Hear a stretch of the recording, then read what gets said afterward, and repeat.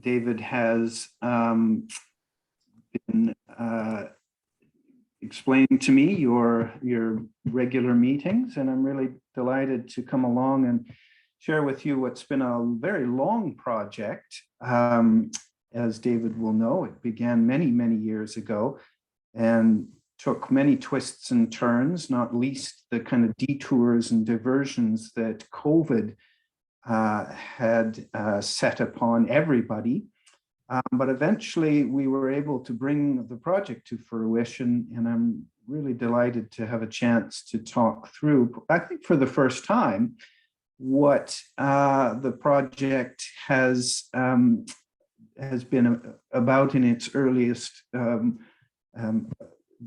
genesis, and how we intend then to think about the world of our 21st century and its relationship with the secular and with religion. So I've got a PowerPoint presentation here that I'll share with everybody, and I'll assume you can all see that at this point.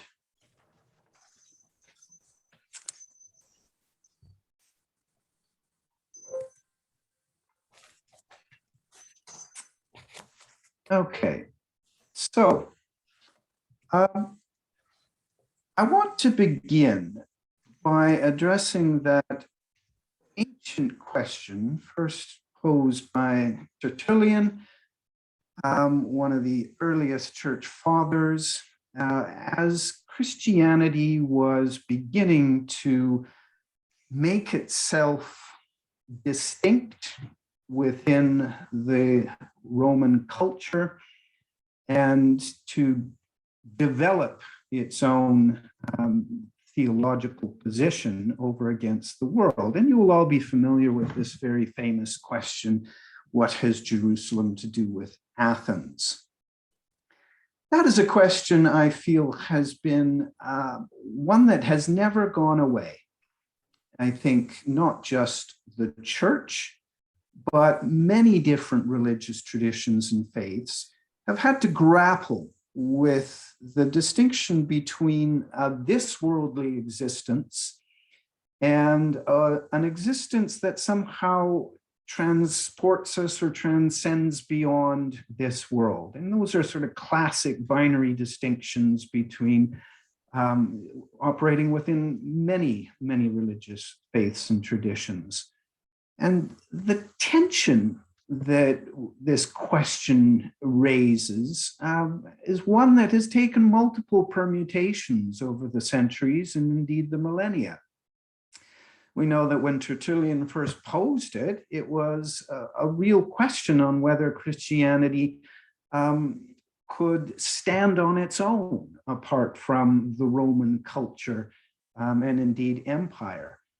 But the multiple different interpretations and solutions to that question have taken a wide gamut over the many years, from Augustine's distinction between the city of God and the city of humanity, through the medieval marriage of religion and culture, onto Protestant views where a greater separation was attempted, and then ultimately a kind of marrying of religion and culture, which then erodes the whole question of religion.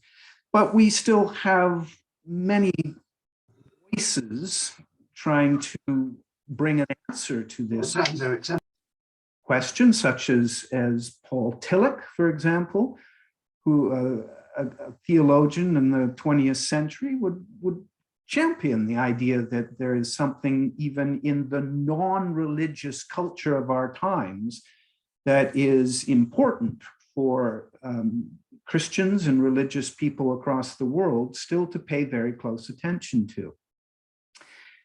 So the fact that there's been no clear resolution ever to this question is the one that ultimately I want to address through the lens of the text that has recently been published under the name of Sacred Modes of Being in a Post-Secular World. And there on the left, you can see its official front cover. So the question is complicated today. It's not simply one of two fundamental cultures where we have a deeply religious background, both in a Judaism and a Christianity that is centered in a symbolic city like Jerusalem, versus the great civilized center of Hellenized world of Athens, for example. Of course, the question posed also draws upon more than just the civic activity of these respective places, but indeed the fundamental philosophical and theological heritages that go with them. But we now face a very different set of circumstances insofar as we have come through millennia and more of what many have called a Christian culture, represented here by our great cathedral tradition, whereby our authoritative powers that have controlled our cities and our nations have had at one point a marriage, and one many would say a happy marriage with the culture in which it existed. Whereas now we live in a world which is anything but uniform, anything but consistent in its views around religion, and even less consistent in its views around what we could call the Judeo-Christian heritage or even the Abrahamic faiths.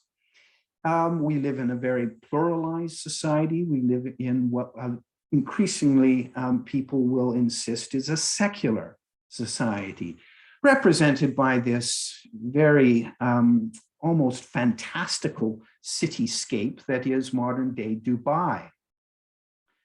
Chosen deliberately, I think, in order to pick up the global elements of our world now. We live in a culture that is no longer restricted into various regions.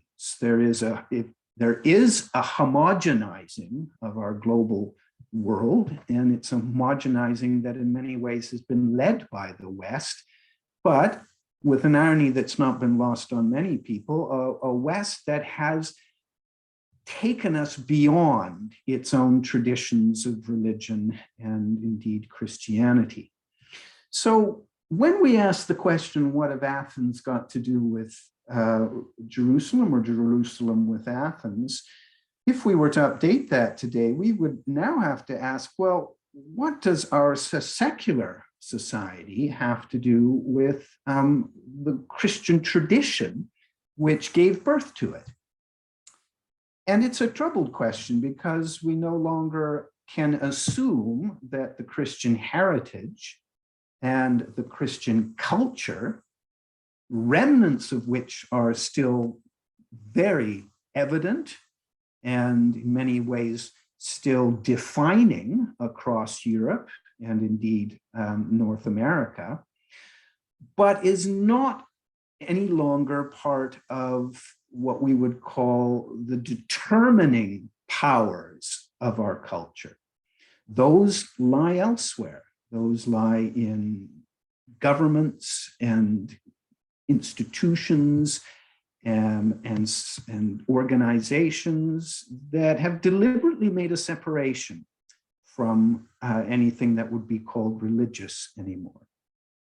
So we're facing the question anew.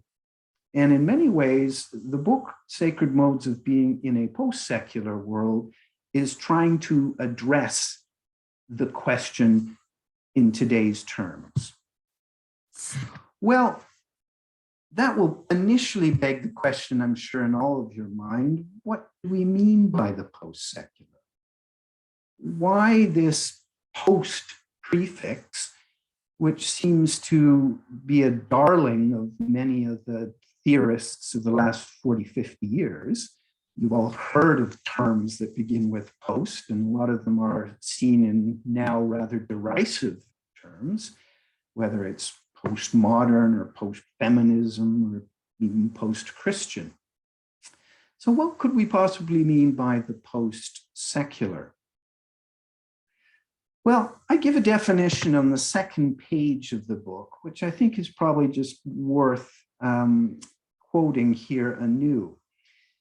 I say that the old antagonism between, quote, the religious and, quote, the secular, which of course has been so strongly characteristic of our last century, has now given way under the precarity of both sides to a mutual reliance in which neither side can afford to ignore the other if it is to survive.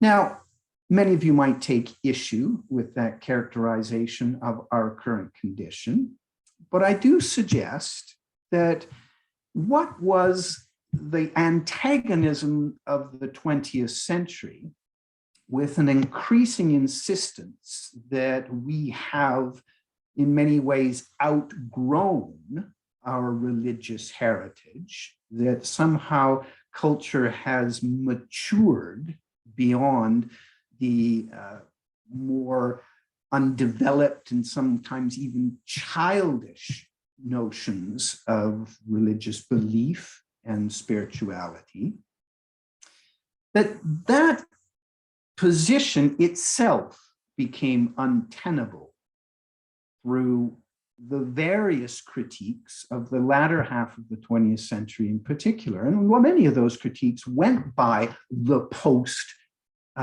prefix terminology, such as postmodernism. So if we thought that we were under siege, as those in some kind of faith tradition, from a barrage of secular pressure, it soon turned out that the secular pressure itself could not sustain its own pressures without imploding. So where we thought the secular could maintain some kind of a sense of authority, it turns out that their authorities were based on certain assumptions and beliefs that themselves had to be called to account. So that the secular became just as tenuous, just as uncertain, just as reliable on certain presuppositions that could no longer be held with any kind of absolute certainty as what the secular claimed the religious had. So we find ourselves in a position today where the two of them in many ways acknowledge now to each other, the religious and the secular, that they have a shared past and tradition that rely on each other, but also a shared precarity, what I've used here in the term precarity, a precariousness, that neither are on this kind of solid ground it once thought they were on. And both, in many ways, are struggling now to figure out on what grounds they can move forward, with the acknowledgement that they will need to move forward with the other very much in view. So the post-secular is not meant to suggest that we've somehow gone beyond fully the secular. It's meant to suggest that we are no longer in a position where the secular has sovereignty, but at the same time, we are no longer able to fully dispense with it either.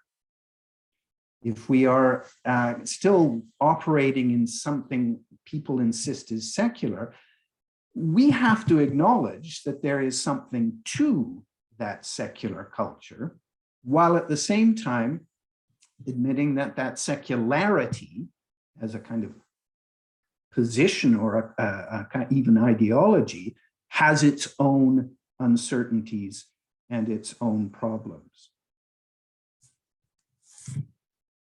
Now, the book, as you see here, is taking the question of the division or the binary between the religious and the secular, and suggesting that if we are to move forward in any way, and particularly if we are going to still retain some understanding of theology, we must do this not only by reckoning with the secular, but I also want to suggest we need to do this by now reckoning with the religious as well.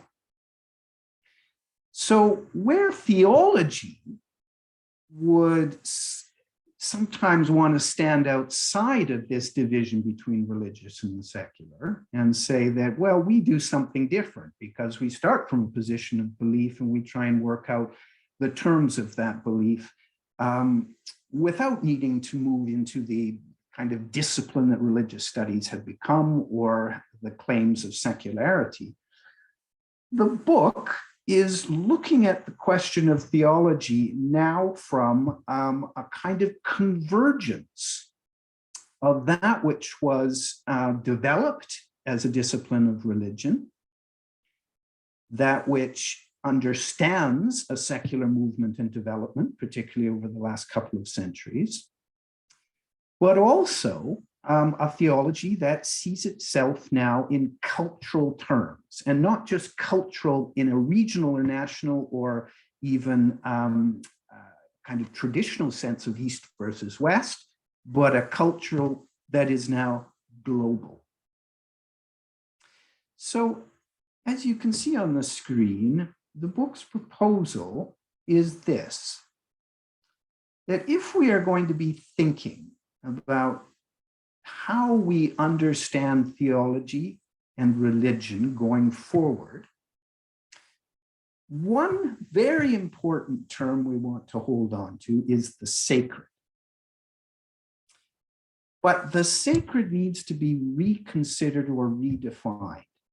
And the book's proposal is we might redefine it on this basis, that the sacred is now where the place of where theology, religion, and culture actually come together and converge. So here we would say that to think theologically and to practice theology in the 21st century is now to consider how the sacred emerges from religious practices that may in fact be cultural, and from cultural practices that may in fact be religious.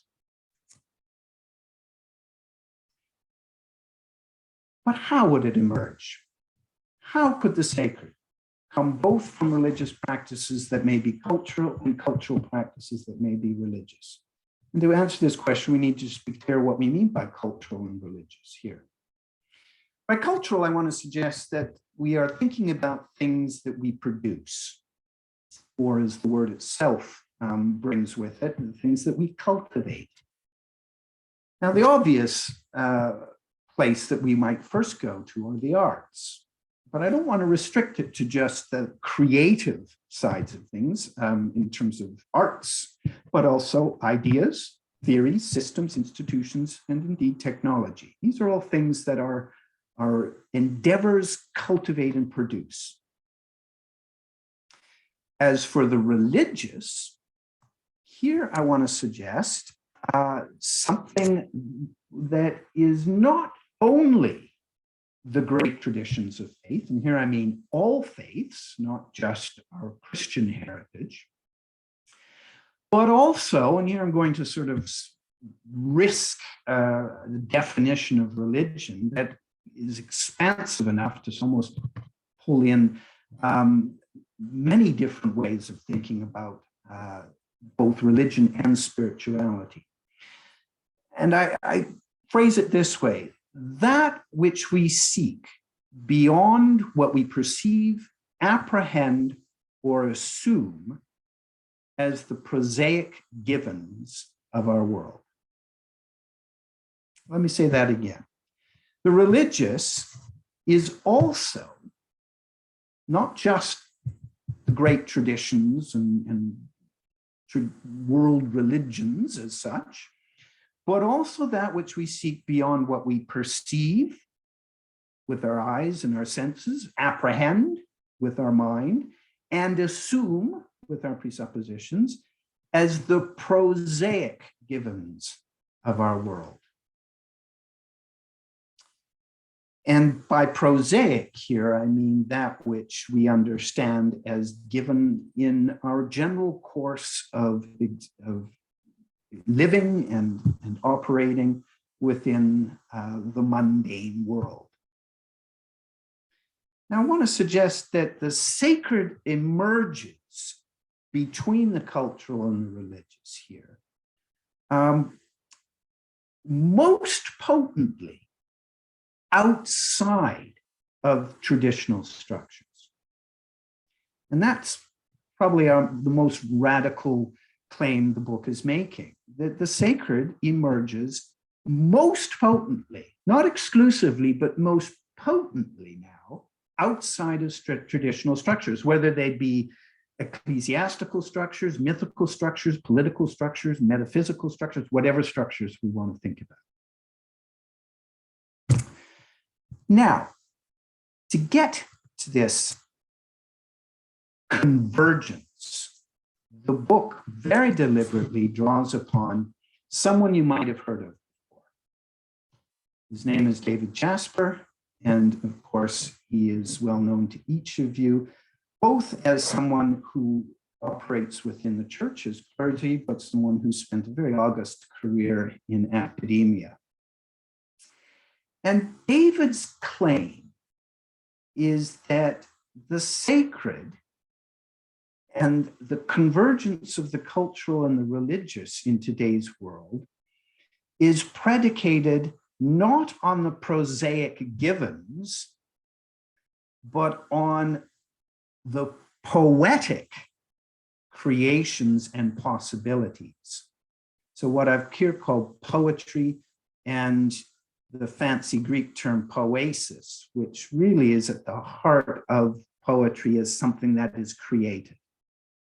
So it may not just be poetry, it could be any of the arts, and indeed anything that we might create. Ideas, structures, institutions, etc.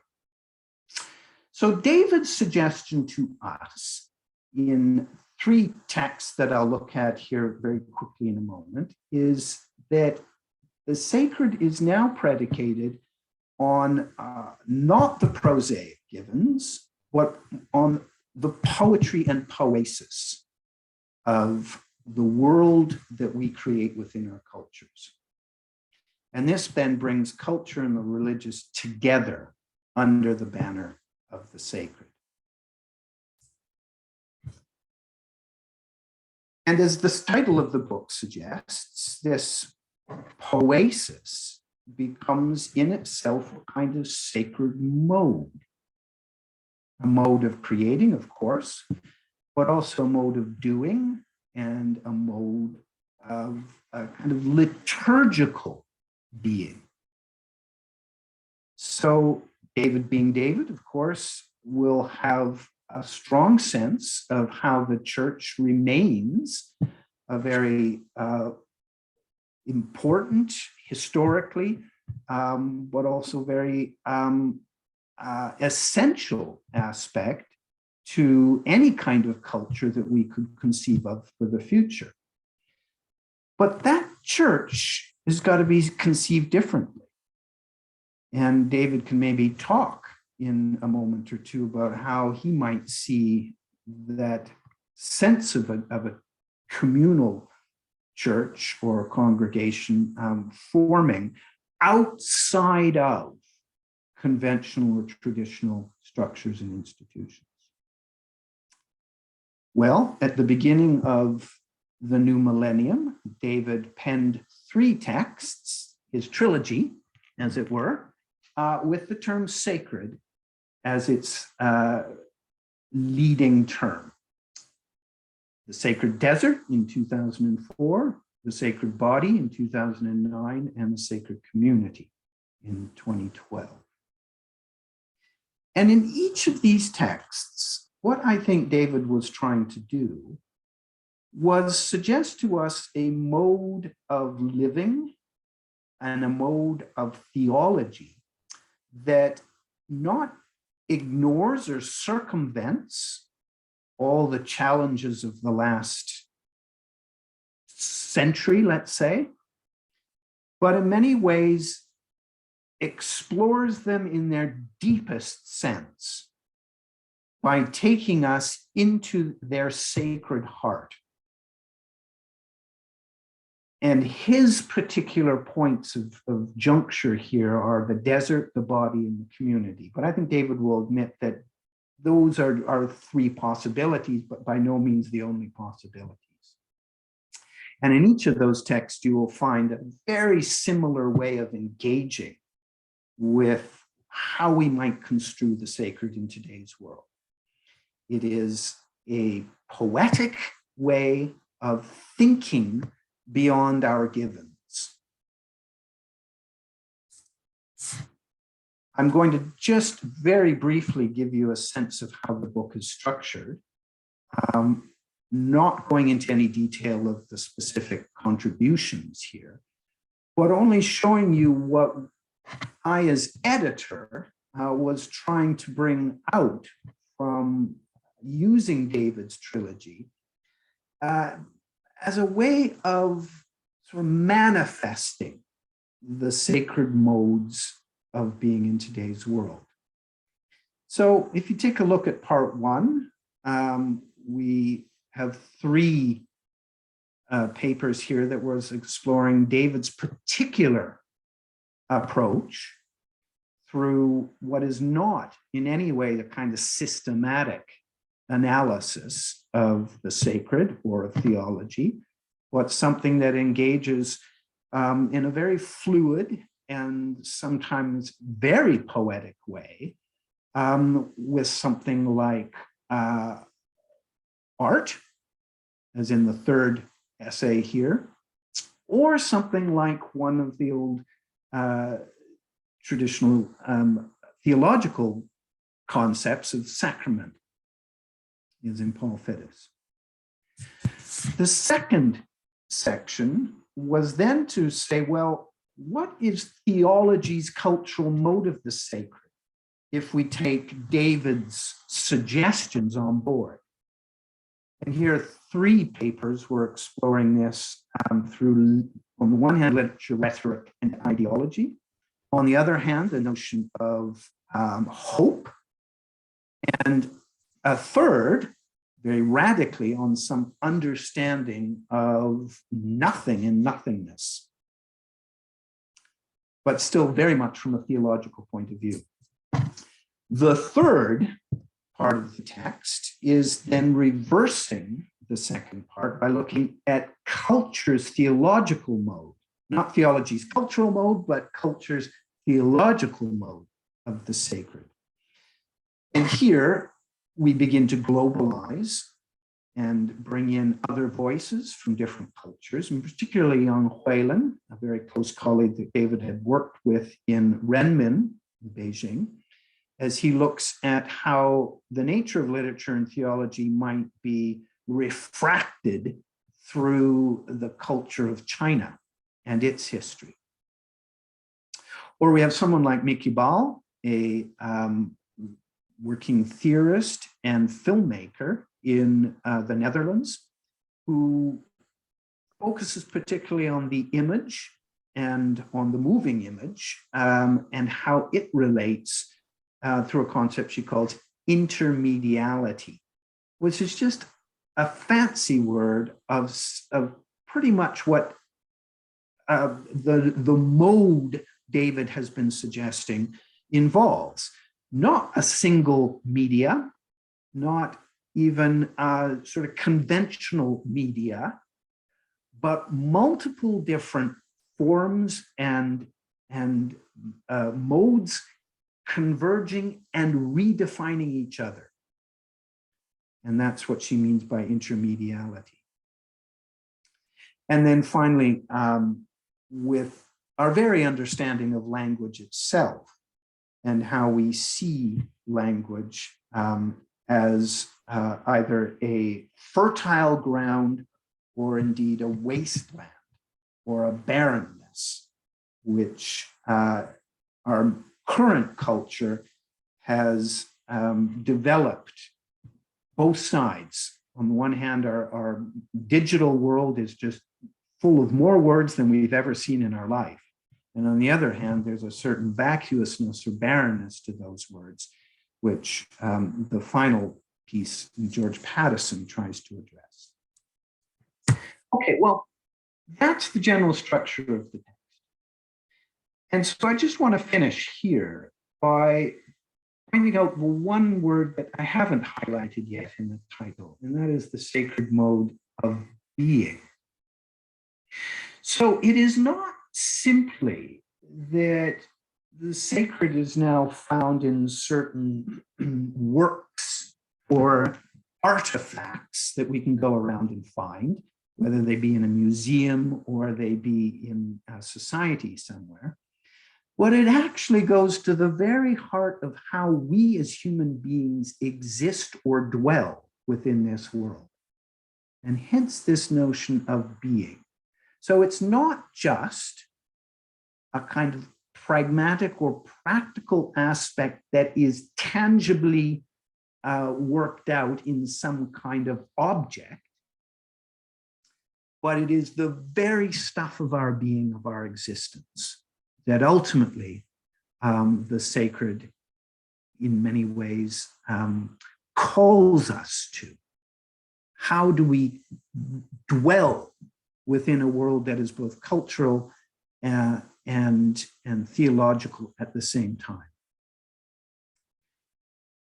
And if you read any of David's books, in fact, you could probably just open up a text and blindly point to a page. You're going to see repeating threads that draw out the complicated nature of this being. And those threads are going to include silence, they're going to include nothing, and they're going to include the impossible. And I'll maybe get David here in a second to say a bit more about why those words in particular and those ideas are so important and so consistent in his poesis that he has laid out. So I want to finish then with two points here. If we think about the sacred as the place, the convergence, the node, where our cultural heritage and our cultural activity come together with our religious heritage and our theological activity, then we want to think about the sacred now in a different way. And I'm suggesting this: the sacred, in its proper function of the 21st century, dwells within the world in order to break open the world. The sacred opens both the self and the world to its own outside. In doing so, it will necessarily bring us to works and acts that are very visible and tangible, but it will also bring us to a certain silence, a certain nothing, and an uncertain possibility as we open ourselves beyond the givens of this world to our own outside. And I think that's the key I'm wanting to focus here. The outside is not outside of us. The outside now dwells within us. And we can talk maybe a little further of how an outside can dwell within, which is a fundamental paradox. David has a way of saying this himself, and with these words, I will close. In the sacred community, David writes, only now, and it remains the faintest of all possibilities, the merest trace on the material being of the world and upon our flesh, no sooner recognized, but it is gone. May we, you and I, claim presumption upon a presumption to know the joy of the sacred community set apart from the world, while yet its deepest reality. And it is that last line, I suggest, is the answer to Tertullian's opening question for today's world. Thank you. Well, thank you very much, Dr. Huss, and we give the victim a right of reply. So, David, over to you. Thank you very much indeed. And first of all, thank you, Andrew, both for your words and indeed for the book, for which I'm profoundly grateful. So by way of responding to what Andrew has just said, I want very briefly to begin by reading a few lines that I wrote as an afterword, part of an afterword to this book. The sacred is a word, a place, an experience, a being, perhaps, that is hard to define or even identify in our secular and now once again post-secular world. The post-secular as a term goes beyond a renewed nostalgia for lost religious certainties to something more complex within our increasingly confused multicultural sensibilities. Other related terms that seek to give something like articulate meaning to the word sacred are now themselves less easily distinguishable or separable. And it is increasingly unclear what is meant by the idea of religion, with boundaries between scholars of religion and theologians more and more difficult to trace. As churches and those institutions that have for millennia been seen, at least in the West, as the guardians of religion, decline or adapt, then artists, poets, and others contribute to the demolition of systematic theology and to the changing of the religious terrain of the sacred. Half of the contributors to this book, myself included, are English, and as much as we may be theologians and clerics, it has to be admitted that all five of us are ordained. There is a haunting suspicion that we all, to a degree, subscribe to what Eamon Duffy, in his Catholic rereading of the English Reformation, and I stress that, the English Reformation, has called the secular virtues and secular decencies which were at the heart of England and Englishness after the mid-16th century. So the question is the sacred then simply a dream, or perhaps just an embarrassing leftover from a past age? Well, Andrew's spoken of the three books that begin with the Sacred Desert in 2004. And I suppose that book had three roots. The first was the Bible, where of course we find the desert is the place where God meets his people. In Hosea, he takes his people out into the desert to find it there a vineyard, and so on. The second is the world of the early fathers and mothers of the church, the 4th century Christians in Egypt who went out into the desert seeking for God. And the third was an actual experience of my own when I spent some time in the desert of South Texas as part of preparation for this book. One of the things, of course, apart from the vastness of that experience, was being on my own, the silence of the place. You could hear no sound of voice or human manufacture. But when I'd finished the Sacred Desert, my colleague, of course, as she would do in the university, Heather Walton, said, well, the trouble is, David, you're a bit like a sort of Boy Scout going out into the desert in a rather sort of jolly, masculine sort of fashion. You need to do more than that. And it was my colleague Werner Jarond who said, well, you have to talk about what happens to the body when you take it into the desert. The body that suffers and finds joy, that is hungry and thirsty, that is gendered, that grows old and aches and pains. So then the Sacred Body was the second book to try and fill that need. And then thirdly, I was reminded by another colleague that bodies don't live on their own. We live as a community and in community. We are interdependent one upon the other. And so the third volume was called The Sacred Community, perhaps the most liturgical of the three.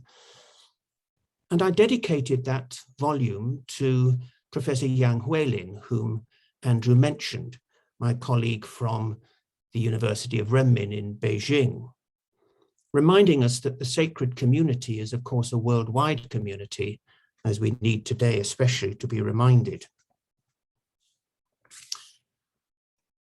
One of the important people in all this process was my old friend and colleague, Tom Altizer, now sadly deceased, and not perhaps the most well-known or even well-liked of American theologians today. Tom was a veritable Old Testament prophet. He was like Jeremiah shouting in the wilderness against the world, his great cry, the death of God. But I just refer to one particular line that Tom wrote to me. In the front of my copy of his book of 2003, Godhead and the Nothing. Tom wrote these words: "For David Jasper, comrade in that darkness which is light." Now, one of Tom's favorite themes in theology was what the medieval thinkers, particularly Nicholas of Cusa, called the coincidentia oppositorum, the coincidence of opposites. Andrew spoke of paradox, but it's perhaps even more than paradox. It's when opposites become one, when in the darkness there is light, when in the silence there is the fullness of words and language, when in the nothing there is total presence. The nothingness of God becomes the total presence of God. Or perhaps, following on from that, the necessity of faith and doubt being part of our makeup. You cannot have faith without doubt, and doubt requires faith to sustain it. Now, these things are not rational or easily reasoned through. They're poetic. They're seen in that sense. And so I want to finish with a vision, I guess, which is the words that I wrote at the very end of the first volume, The Sacred Desert. And they're words that strike, as I reread them, particularly today, as we're all so deeply conscious of the military tanks rolling across Europe once again. Because they were written in the aftermath of the invasion of Iraq by America and Allied troops in that destructive and terrible military exercise. And I wrote this: "And when the emperor has gone and been forgotten, and the demons whom he sent his army to defeat have moved on to occupy another place in the fertile human imagination, I imagine that there may be one or perhaps two gentle folks of common sense left, who matter so little that they have been forgotten by the world, to the point that they are entirely other than all its concerns. And for that very reason, as the prologue to the Historia Monachorum, the history of the Desert Fathers, puts it, for that very reason, human life will be preserved and honored by God. For then he or she, too, will have a garden where he can walk in peace, and all opposites are reconciled in total presence. And I have to say that in the end, I guess, is my vision of the church, the forgotten church, the church that is almost hidden. But through it, human life will be preserved and honored by God. And I think that was really at the very heart of those three books, and at the very heart of what I was trying to articulate, poorly though it was, in the term sacred. Thank you. Thank you, David. Andrew, do you wish to hit back before we open it to the floor? No, I think David has responded very consonantly with everything that I said, and I would only just be padding further. So no, I'd much rather hear from others at this point. Right, so it's a free for all, so please indicate if you have a comment or a question you would like to raise.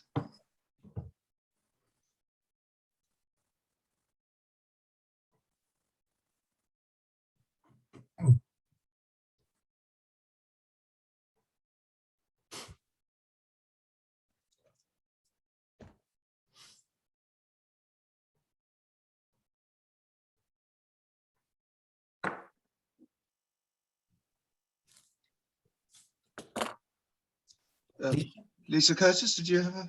Yeah.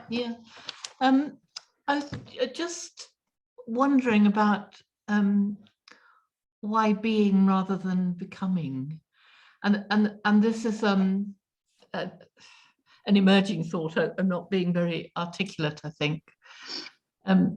It relates to the experience I had of working with people with profound impairment and recognizing their humanity, even though it was, or their humanity, not even, their humanity was, which was expressed in ways other than words and reason, or even a kind of ordered body, and finding a sacredness in that.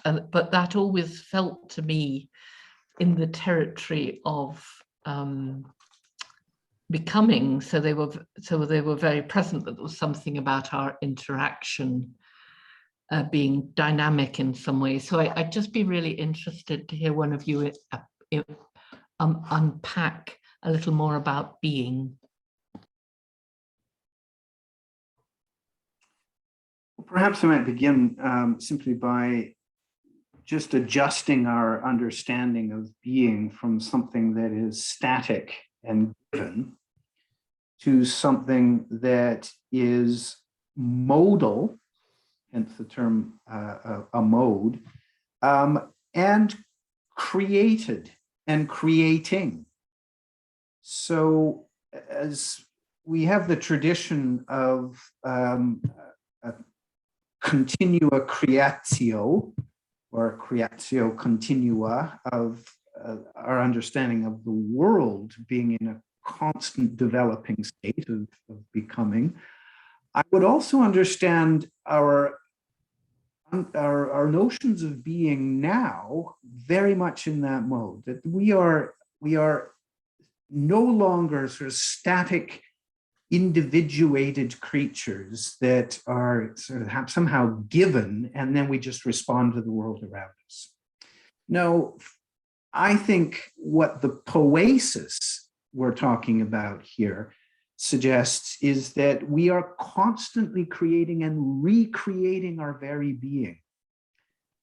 And when we talk about a kind of sacred dwelling, that's really what is being called upon for us to be doing. Setting ourselves in positions of recreation all the time. So I welcome that term becoming. I celebrate it. I would see it as much part of being as anything. So I'm very grateful for that comment. Catherine Wills.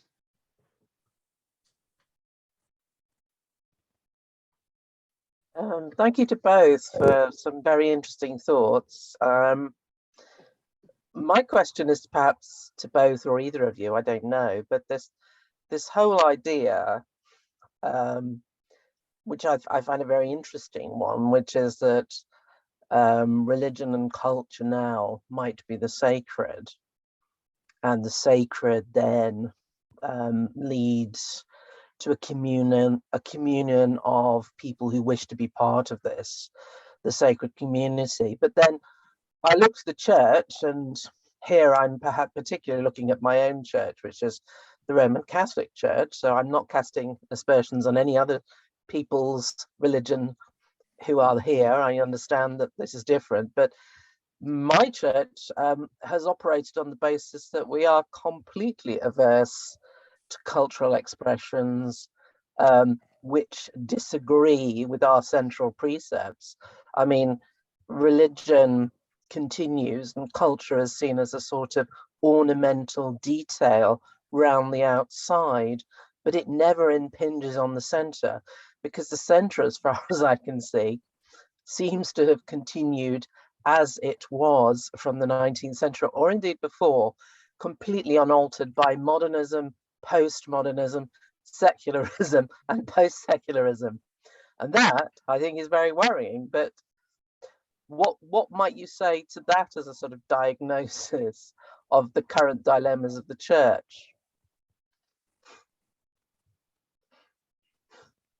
Would you want me to have a first go at that? I mean, I think a number of things by way of response to that. First of all, one of the key words for me in this whole exercise, and I have to say I didn't really set out with a particular kind of agenda. It presented itself to me, and the issues emerged, not least, as Andrew knows, because he was hosting me before I set out for the desert in South Texas, in that experience there. The word liturgical, it seems to me, I started almost, if you like, from the other end, rather than the liturgy of the church, but discovering that, in fact, our lives properly are deeply liturgical in their sense of the sacred, and in their sense of dwelling, if you like, on earth and with God. That there is a liturgical quality to our very being, which somehow or other does find itself, for me, in the liturgy of the church, but often all too faintly. And it's actually how those two things, I mean, institutions come and go, and churches are no exceptions to that, but their liturgical life will be continually, I think, or must be continually rediscovering itself in unexpected, sometimes very quiet and hidden ways. And I think that's important for us to remember, lest we become addicted to certain habits, as it were, in the church, which, as you say, can become too institutionalized. So I think that's the first thing I'd want to say, really. None of these books were churchy at all, really. I mean, quite deliberately so. And yet I don't think I could have written them without the church as well. And the church is part of the kind of paradox of the book, because as must be apparent from that last reading that I gave, the church may have to be something very different from the institutions that we've inherited from the past in the future. But it will be in some shape or form. And I think the final thing I'd want to say is that if I was writing these 3 books today, I wouldn't write them like this. Things change all the time. I've changed, so I couldn't possibly do this again or replicate these in any shape or form. One's being, as it were, is always becoming, but they were necessary at the time, and I hope have a certain quality that gives them some continuing value. Andrew, I don't know whether you've got anything further to add to that. Yeah, I mean, Catherine, you spoke of the center of the church as if that's the place where the church retreats for some kind of solidity and some kind of continuity with that which is consistent and stable. And I guess what we're suggesting, I am suggesting with this notion of the sacred is that if you go to the heart of that center, you paradoxically move outside of the institution, outside of the center, outside of yourself. I think the mystics knew this very, very well. And were often seen as heretical as a result of it, because that thinking necessarily takes you outside of the stabilities of dogma or stabilities of doctrine. Indeed, the stabilities of ecclesiastical institution. But if we were to go to that center and find at the center our very outside, and David speaks of this in terms of silence or in terms of nothing or in terms of impossibility, however we want to talk about it, it's something that is no longer the stable, consistent, and comforting place that's going to ground us in what we know. It's going to take us outside of that. And I think that's the vision, and that's really sort of the exciting side of thinking about sacred beyond what we've been handed down in the kind of conventions of our tradition. Dan Inman? Nicholas, thank you, Andrew, David. I really enjoyed this, but also the book, which is a real feast of essays, and yeah, I recommend it to people.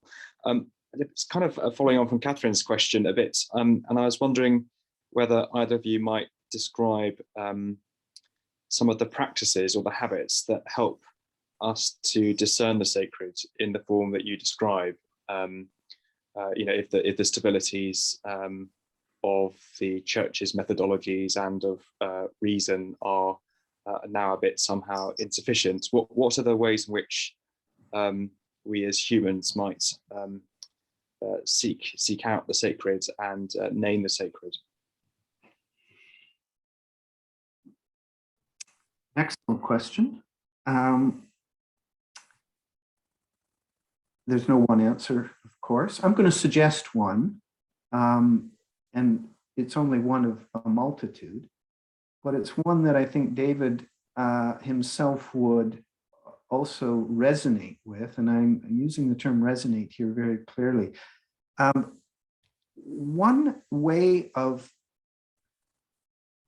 capturing or attuning oneself to the sacred is what I would call listening. And listening here to that which is as much unfamiliar as it is familiar. And boy, do we have a cacophony of sounds these days, and it's really hard to tune out, really difficult to tune out. But I think developing an art of listening to for the unfamiliar as much as to the unfamiliar is a good place to start. And what I mean by listening is not just a sonic experience, although it could very much be that, and music is an important element of that, but also listening to the voices, listening to the rhythms of our culture, of our very technologized world, and trying to find the unfamiliar, the sounds that we would normally either ignore or dismiss as something worth attuning ourselves to. And we may find nothing resonates, but we may find something really resonates and takes us outside of ourselves in ways that are important because of their very unfamiliarity. So that is one way I think we might, and again, it's nothing new. I mean, you can hear many voices talking about listening, even in a prayerful way, listening as prayer. But I would suggest our culture needs to recapture the art of listening again, with so much stentorian voices and noises that sort of drowning out our ability to contemplatively listen. David, would you wish to add to that? Yes, I mean, two sort of very specific responses to your question, Dan. One of the things that happened in the Sacred Desert was that I read a great deal of modern literature about Western travelers to the desert. I mean, the obvious one is T.E. Lawrence's Seven Pillars of Wisdom, but more recent people like Wilfred Thesiger and you know, those kind of travels that you can find when Western travelers, modern travelers, go to the desert. Gertrude Bell, that remarkable woman. And one of the things that struck me time and time again was how their experiences were, in many respects, almost exactly the same as the experiences of people like St. Anthony and Pachomius and so on. They weren't phrased in the same way, but if you read T.E. Lawrence's Seven Pillars of Wisdom, when he is training to be a guerrilla fighter in the desert in the First World War, it could almost be like one of the lives of the Desert Fathers. Now, he wasn't setting out to be religious, but he had the same kind of experiences as they did, essentially of toughening up the body and the spirit. And it was just remarkable how parallel these ancient religious texts were, which we now read as great sort of spiritual classics of the Christian tradition, were with the experiences of modern, completely unreligious, in fact, quite virulently unreligious travelers. And the comparison, it was the desert that was in common, and the sacred was there in both, though expressed in very different ways. The other example, which comes in the second volume, is just to suggest for people, I mean, obviously, a lot of literature is around in these books, as it would be with my interests.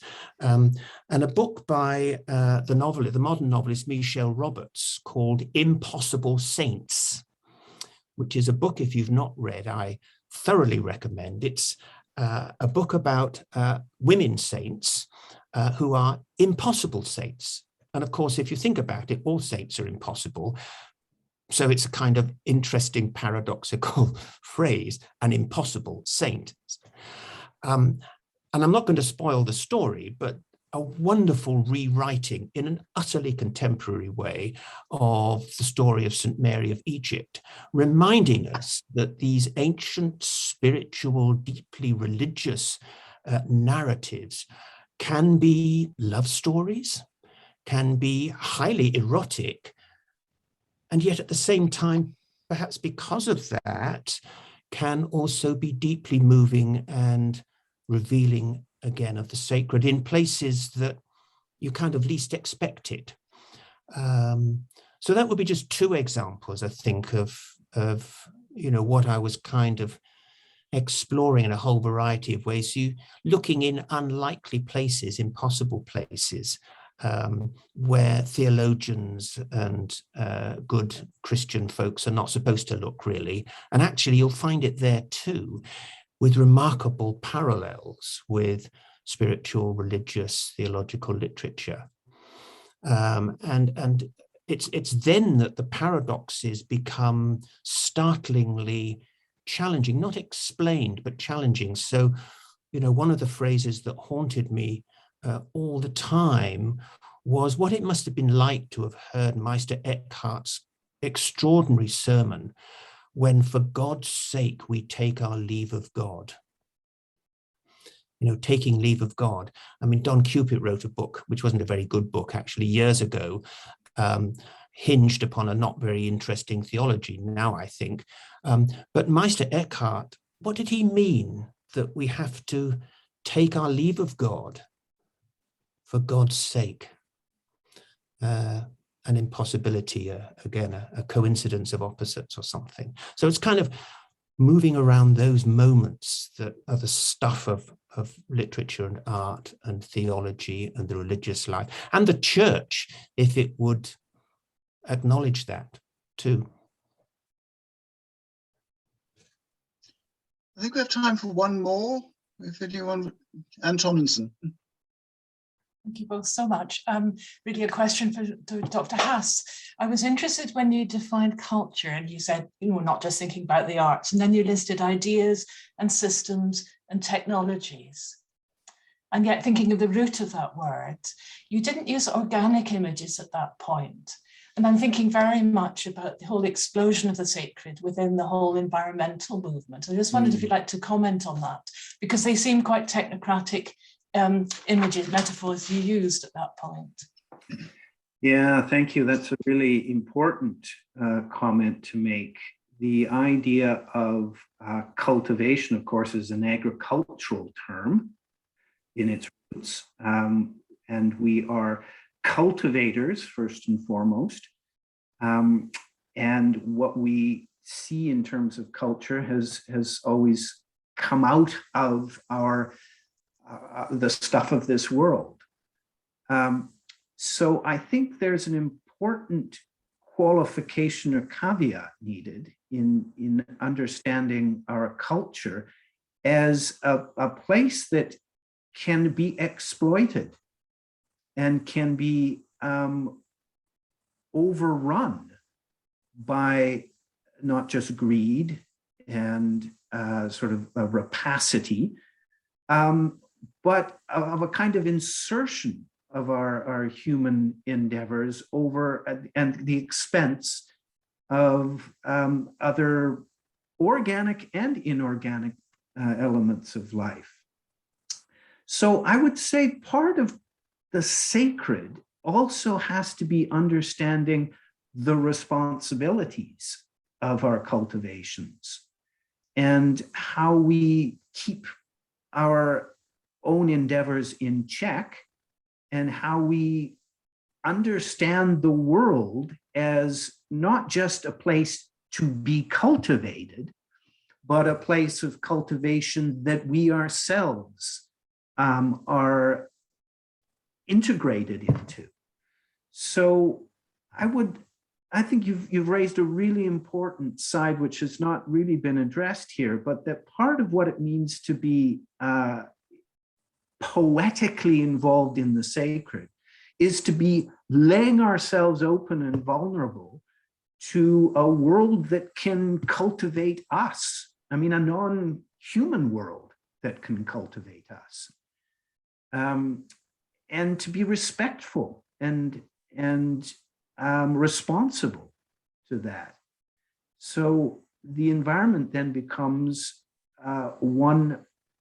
yet one more place of finding a kind of outside of ourselves rather than a kind of egregious exploitation of ourselves or an over-determining of ourselves or you know, what they're now calling the Anthropocene of ourselves. All that's really, really important, and I'm really glad you've raised that. It's an element that we have to keep constantly in view.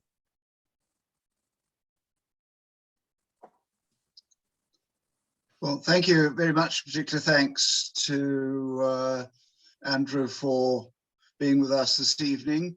And I hope we will have you again in Church and Academy before too long. But before we go, just a foretaste of things to come, the trailer for next month's meeting. David. Thank you very much. Well, could I remind you that on the 24th of March, at the same time and the same virtual place, Dr. Ruth Dunster, who's with us this evening, will be speaking about her new book, The Autism, and I can't pronounce it, Ruth, because it's unpronounceable deliberately, The Autism of God, I'll say, but that's not the right title because it's The Autism of GXD. The Autism of God. It's an extraordinarily important book. I know Bishop Gillis and I have both read it and talked about it as an extraordinarily important and insightful theology, if you like, of autism and its creativity. So I hope that you will all join us on the 24th of March subsequently then buy the book, which is not yet out, but soon will be, and all will be revealed by Ruth on that day. Well, thank you all very much.